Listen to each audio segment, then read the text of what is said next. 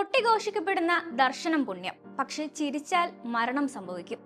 ഋതുമതിയാകും വരെ ദേവിയാണ്, പക്ഷെ ആർത്തവം തുടങ്ങിയാൽ സാധാരണ മനുഷ്യ സ്ത്രീ. ദേവതയ്ക്കും സ്ത്രീക്കും ഇടയിലെ ചുവന്ന അതിർവരമ്പിലൂടെ ബാല്യം നഷ്ടപ്പെടുന്ന, ചിരി നഷ്ടപ്പെടുന്ന പെൺകുഞ്ഞുങ്ങൾ. കുമാരിമാരുടെ കൊട്ടാരത്തിലെ ജീവിതം വാഴ്ത്തുപാടലുകളുടെ മോഹിപ്പിക്കുന്ന രാജകീയ ജീവിതമല്ല. ചിരിക്കാൻ പോലും അനുവാദമില്ലാത്തവളായാണ് നേപ്പാളിന്റെ ദേവത വളരുക. കാരണം അവൾ ആരെ നോക്കി ചിരിച്ചാലും അയാൾ വൈകാതെ മരണപ്പെടുമെന്നാണ് പാടിപ്പഴകിയ വിശ്വാസം. നേപ്പാളിൽ നൂറ്റാണ്ടുകൾ പഴക്കമുള്ള ആചാരങ്ങൾക്കും വിശ്വാസങ്ങൾക്കും മുന്നിൽ എന്തെന്നറിയാതെ ഒരു പെൺകുഞ്ഞു കൂടി എത്തിയത് ഈ സെപ്റ്റംബർ 30 ചൊവ്വാഴ്ചയാണ്. 2 വയസ്സും 8 മാസവും മാത്രം പ്രായമുള്ള ആര്യതാര ഷാഖ്യ ഋതുമതിയാകുന്നതോടെ ദേവതയിൽ നിന്നും മനുഷ്യസ്ത്രീയായ നിലവിലെ കുമാരി 11 വയസ്സുള്ള തൃഷ്ണ ഷാഖ്യയും വഹിച്ചുള്ള പല്ലക്ക് കൊട്ടാരത്തിന്റെ പിൻവശത്തെ കവാടത്തിലൂടെ മടങ്ങുമ്പോൾ തനിക്ക് എന്താണ് സംഭവിക്കുന്നതെന്ന് അറിയാതെ അച്ഛന്റെ തോളിലേറി ഒരു 2.5 വയസ്സുകാരി ക്ഷേത്ര മതിൽക്കെട്ടിനുള്ളിലേക്ക് ഒറ്റയ്ക്കായി തളയ്ക്കപ്പെടുകയാണ്.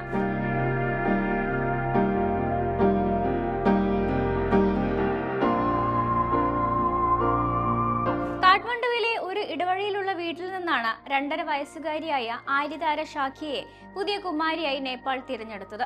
കടും ചുവപ്പ് നിറത്തിലുള്ള വസ്ത്രം ധരിച്ച് കൈകളിൽ വളകളും നെറ്റിൽ ഒരു ചുവന്ന പൊട്ടും തൊട്ട് അച്ഛന്റെ കൈകളിൽ ഇരിക്കുന്ന ആര്യതാര ഷാഖ്യ എന്ന കുഞ്ഞു കുമാരിയുടെ ചിത്രങ്ങൾ സോഷ്യൽ മീഡിയ അടക്കം ഏറ്റെടുത്തിരിക്കുകയാണ്. മാതാപിതാക്കളോടൊപ്പം കളിച്ചും ചിരിച്ചും ഉല്ലസിച്ച് വളരേണ്ട സമയത്താണ് ആര്യതാര ജീവിക്കുന്ന ദേവതയായി ഇനി വർഷങ്ങളോളം ഏകാന്തവാസം നയിക്കേണ്ടത്.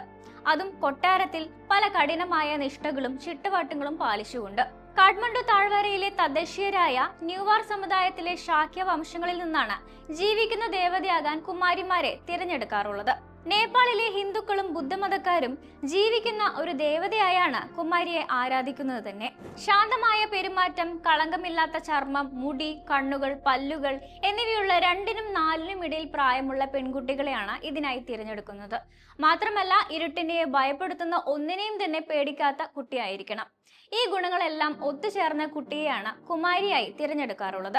തിന്മയുടെ മേൽ നന്മയുടെ വിജയം ആഘോഷിക്കുന്ന 15 ദിവസത്തെ ഉത്സവമായ നേപ്പാളിന്റെ ദശൈൻ തുടങ്ങി 8ാമത്തെ ദിവസമാണ് തിരഞ്ഞെടുത്ത കുമാരിയെ ക്ഷേത്ര കൊട്ടാരത്തിലേക്ക് എഴുന്നള്ളിച്ചു കൊണ്ടുവരിക. ഉത്സവത്തോടനുബന്ധിച്ച് നടക്കുന്ന ചടങ്ങിൽ വെച്ച് കിരീടം അണിയിക്കുന്നതോടെ ജീവിക്കുന്ന ദേവതയായി കുട്ടി പിന്നീട് മാറുകയാണ്. ആഘോഷവേളയിൽ കുടുംബാംഗങ്ങളും സുഹൃത്തുക്കളും ഭക്തരും പുതുതായി തിരഞ്ഞെടുക്കപ്പെട്ട കുമാരിയെ കാഠ്മണ്ഡുവിലെ തെരുവുകളിലൂടെ നടത്തുകയും പിന്നീട് ക്ഷേത്ര കൊട്ടാരത്തിൽ പ്രവേശിപ്പിക്കുകയും ചെയ്യുന്നതോടെ കുമാരിയുടെ കൊട്ടാര ജീവിതം അവിടെ ആരംഭിക്കുകയാണ്. നേപ്പാൾ ജനത ആരാധിക്കുന്ന ജീവിക്കുന്ന ദേവതയായി കുമാരി മാറുമെങ്കിലും കുമാരിയായി സ്ഥാനമേൽക്കുന്ന കുട്ടിയുടെ ജീവിതം പരിമിതികൾ നിറഞ്ഞതായിരിക്കും. മറ്റുള്ള കുട്ടികളുമായി ഇടപെടാനോ പുറത്തേക്ക് പോവാനോ കുമാരിക്ക് സാധിക്കില്ല. ഒറ്റപ്പെട്ട ബാല്യകാലമായിരിക്കും വർഷങ്ങൾക്ക് ശേഷം കുമാരി സ്ഥാനമൊഴിയുമ്പോൾ ഓർക്കാനുണ്ടാവുക. മതപരമായ ആചാരങ്ങൾ, ക്ഷേത്ര ദർശനങ്ങൾ, ആചാരപരമായ കർത്തവ്യങ്ങൾ എന്നിവയൊക്കെ ചുറ്റിപ്പറ്റിയായിരിക്കും കുമാരിയുടെ ജീവിതം. തലേജു എന്ന ദേവതയുടെ പ്രതിരൂപം എന്ന് വിശ്വസിക്കുന്ന കുമാരി എപ്പോഴും ചുവന്ന വസ്ത്രമായിരിക്കും ധരിക്കുക. മുടി മുകളിലേക്ക് കെട്ടിവെച്ച് നെറ്റിയിൽ 3ാം കണ്ണ് വരച്ചിട്ടുണ്ടാകും. നിത്യവും ദേവിയെ പൂജിക്കുകയും ആരാധിക്കുകയും ചെയ്യേണ്ടതാണ്.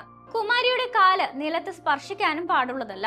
മത്സ്യം, മാംസം എന്നിവ കുമാരിക്ക് ഭക്ഷിക്കാൻ പാടില്ല. ചുമലിലേറ്റിയാണ് കുമാരിയെ രഥത്തിൽ എഴുന്നള്ളിക്കുക.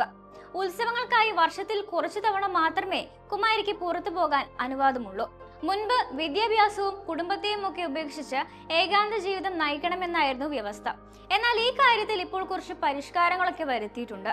കുമാരിക്കായി കൊട്ടാരത്തിൽ സ്വകാര്യ അധ്യാപകർ, കാണാൻ ടെലിവിഷൻ, പ്രതിമാസ പെൻഷൻ തുക തുടങ്ങിയ ചില സുഖസൗകര്യങ്ങൾ ഇപ്പോൾ അവതരിപ്പിച്ചിട്ടുണ്ട്. എന്നാൽ ഈ സമ്പ്രദായം ഒരു പവിത്രമായ സാംസ്കാരിക ബഹുമതിയാണോ അതോ കൊച്ചുകുട്ടികൾക്ക് ഇത് അന്യായമായ ഭാരമാണോ എന്നതിനെ കുറിച്ചുള്ള ചർച്ച ഇന്നും തുടരുകയാണ്. ഇതിനെ പിന്തുണയ്ക്കുന്നവർ ഒരു പ്രധാന മതപാരമ്പര്യം സംരക്ഷിക്കുന്നുവെന്ന് വാദിക്കുമ്പോൾ ഒരു കുട്ടിയുടെ മേൽ അത്തരം നിയന്ത്രണങ്ങൾ ഏർപ്പെടുത്തുന്നതിന്റെ ധാർമ്മികതയെയാണ് വിമർശകർ ചോദ്യം ചെയ്യുന്നത്. പ്രായപൂർത്തിയാകുന്നതുവരെ ക്ഷേത്ര കൊട്ടാരത്തിൽ താമസിക്കുന്ന കുമാരിയുടെ പാദങ്ങൾ തൊടാനും തലയിൽ വെച്ച് അനുഗ്രഹം വാങ്ങാനും നിരവധി പേരാണ് എത്താറുള്ളത്. എന്നാൽ കുമാരിയുടെ ദർശനം തന്നെ പുണ്യമായി കാണുന്ന ഭക്തർക്ക് ഭയമുള്ള ഒരേയൊരു കാര്യം മാത്രമേ ഉള്ളൂ: കുമാരിയുടെ ചിരി. കുമാരിയുടെ ചിരി മരണത്തിലേക്ക് നയിക്കുമെന്നാണ് ഇവിടെയുള്ള ആളുകളുടെ വിശ്വാസം. കുമാരി ആരെ നോക്കി ചിരിച്ചാലും അവർ വൈകാതെ തന്നെ മരണപ്പെടുമെന്നാണ് വിശ്വാസം. ഋതുമതി ആവുന്നതോടെ കുമാരിയുടെ ദൈവിക ശക്തി നഷ്ടപ്പെടുമെന്നാണ് പറയപ്പെടുന്നത്. എന്നാൽ ഇങ്ങനെ പുറത്തിറങ്ങുന്ന മുൻ കുമാരിമാർ സാധാരണ ജീവിതവുമായി പൊരുത്തപ്പെടാൻ പലപ്പോഴും ബുദ്ധിമുട്ടുകൾ നേരിടാറുണ്ട്. പദവിയൊഴിഞ്ഞ മുൻ കുമാരിമാരെ വിവാഹം കഴിക്കുന്ന പുരുഷന്മാർ ചെറുപ്പത്തിൽ തന്നെ മരിച്ചു പോയേക്കാമെന്ന് നാടോടി കഥകളിൽ പറയുന്നത് കാരണം നിരവധി കുമാരിമാരാണ് ഇന്നും അവിവാഹിതരായി തുടരുന്നത്. ജനിക്കുന്നതിന് മുൻപ് തന്നെ ആര്യതാര ഒരു ദേവതയാകുമെന്ന് തങ്ങൾക്ക് പലപ്പോഴും ഉൾവിളി തോന്നിയിരുന്നുവെന്നാണ് ഷാക്കിയുടെ പിതാവ് മാധ്യമങ്ങളോട് പറഞ്ഞത്. തന്റെ ഭാര്യ ഗർഭിണിയായിരുന്നപ്പോൾ ആര്യതാര ഒരു ദേവതയാണെന്ന് സ്വപ്നം കണ്ടതായും ഒരിക്കൽ അവൾ വളരെ പ്രത്യേകതയുള്ള ഒരാളാകുമെന്ന് അറിയാമായിരുന്നുവെന്നും പിതാവ് കൂട്ടിച്ചേർത്തു. ആര്യതാര ഷാക്കിയുടെ മുൻഗാമിയായ തൃഷ്ണ ഷാക്കിയ ഋതുമതി ആയതോടെയാണ് കുമാരി സ്ഥാനം ഒഴിഞ്ഞ് ആര്യതാര ഷാക്കിയെ കുമാരിയായി സ്ഥാനാരോഹണം ചെയ്തത്.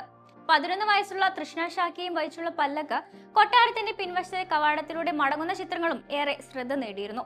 2017 3 വയസ്സുള്ളപ്പോൾ കുമാരിയായി തിരഞ്ഞെടുക്കപ്പെട്ട തൃഷ്ണ ഷാക്യ 8 വർഷത്തിലേറെയായി കുമാരി എന്ന പദവി വഹിച്ചിരുന്നു.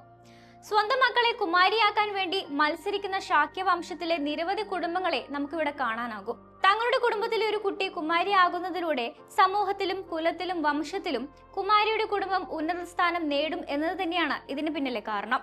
വിശ്വാസം, പാരമ്പര്യം എന്നിവയുടെ കാര്യത്തിൽ ഇന്നും നൂറ്റാണ്ടുകൾ പഴക്കമുള്ള ആചാരങ്ങൾ മുറുകെ പിടിക്കുന്ന ഒരു ജനതയാണ് നേപ്പാളിലേത്. അതിൽ തന്നെ ഏറ്റവും പ്രധാനപ്പെട്ട ഏവരും വിശ്വസിക്കുന്ന ഒരു ആചാരമാണ് കുമാരി.